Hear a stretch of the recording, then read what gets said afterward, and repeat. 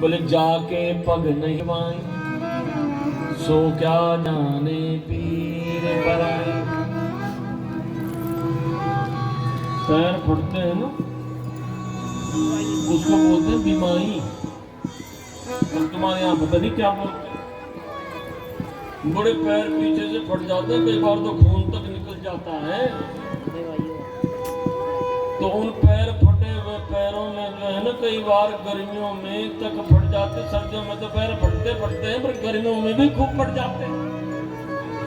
उसके बाद जो है उनमें बड़ा दर्द होता है। एक अंदर की बात बताऊं, कहीं शादी विवाह का फंक्शन हो रहा हो ना, और जिस माता जी ने शादी में गर्मी में जुराब पहने हो, सॉक्स पहने हो, समझ लेना इसके पैरों में बीमारी पड़ी है। हाँ? और चुपके से बेहिचक होकर के कान में बोल देना, पैर फटे हैं क्या? कि जाके पग नहीं फटी बीमारी, सो क्या जाने पीर पराई। बोले आज भांजे की याद आई, आज तक कहां गया था भांजा? भगवान ने, मेरे गोविंद ने पैर पकड़े कंस के और ये घुमाया कंस को, ये घुमाया घुमाया घुमाया राम करके। बोलो कंस मर्दन भगवान। मुझे तो ऐसा लगता है कि पहला हार्ट फेल जो है वो कंस से ही शुरू हुआ। हार्ट फेल का सबसे पहला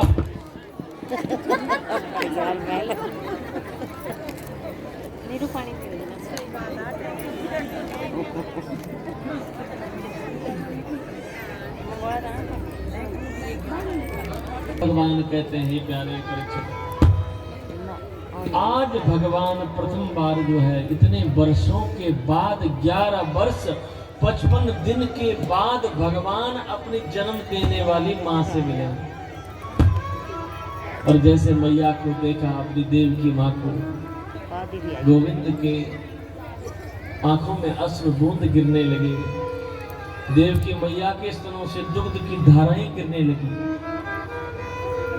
सुखदेव भगवान कहते हैं, देखो भगवान ने कंस को मारा, लेकिन प्रभु अपने आप जो है मथुरा के सिंहासन पर नहीं बैठे।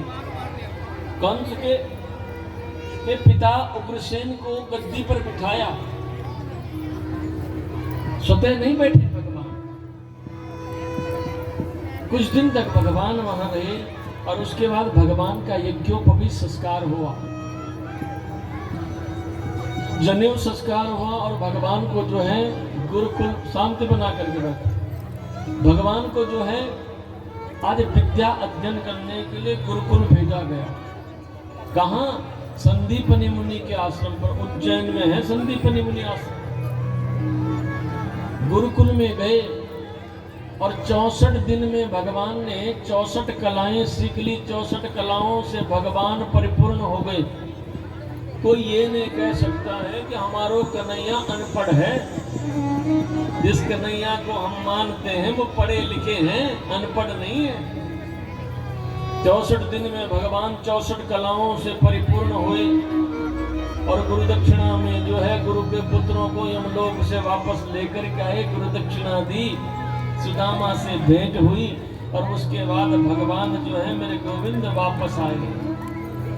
सुखदेव भगवान कहते हैं, प्यारे परीक्षित, आज प्रभु बैठे हैं मथुरा में और प्रभु को आज जो है भगवान ने भोजन नहीं किया और प्रभु को याद आ गई किसकी? वृंदावन की। वृणीनां प्रवरो मंत्रे कृष्णस्य दयिता सखा, शिष्यो बृहस्पते साक्षात् उद्धवो बुद्धिसत्तमः।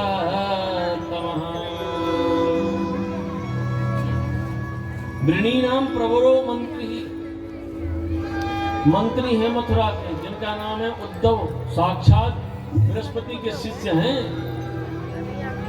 ज्ञानी हैं, विद्वान हैं। भगवान को जब ब्रज की याद आने लगी ना वृंदावन की, तो कहते हैं आज भगवान रोने लगे, आंसुओं के अश्रु बूंद गिरने लगी। तो कन्हैया की अश्रु बूंदों को उद्धव ने हाथ में पकड़ लिया और कहा कि क्या करने जा रहे हो? ये तुम्हारा वृंदावन नहीं मथुरा है, एक बूंद गिर गई अश्रु की तो प्रलय आ जाएगा। सुखदेव भगवान कहते हैं क्या बात हो गई है कन्हैया, क्यों मन उदास है, क्यों रो रहे हो? आज तुमने भोजन भी नहीं किया। क्रोधो मोहि ब्रज बिसरत नाही, वृंदावन गोकुल वन उपवन, सघन कुंज के छाई। प्रात समय माता जसमती, और नंद देख सुख पावत। माखन रोटी दयो सजायो, कि माखन रोटी दयो सजायो, अतिहित साथ खवावत। मुझे वो याद आती है वृंदावन की, वो माखन की याद आती है। मैया मेरे लिए ताजा ताजा माखन बनाती थी। सुबह भोर होते ही मैया मुझे जगाती थी तो माखन रोटी बना करके खिलाती थी। ये उद्धव मैं भूल नहीं पाता हूँ। एक काम करो ना उद्धव, तुम जाओ और जाकर के मेरी मैया से मिलना और कहना कि मैं तुम्हें बड़ा याद करता हूँ। उन गोपियों से मिलना, वो मुझे बड़ी याद करती होंगी। राधा रानी से मिलना, उससे कहना मुझे तेरी बहुत याद आती है। सुखदेव भगवान कहते हैं प्यारे परीक्षित,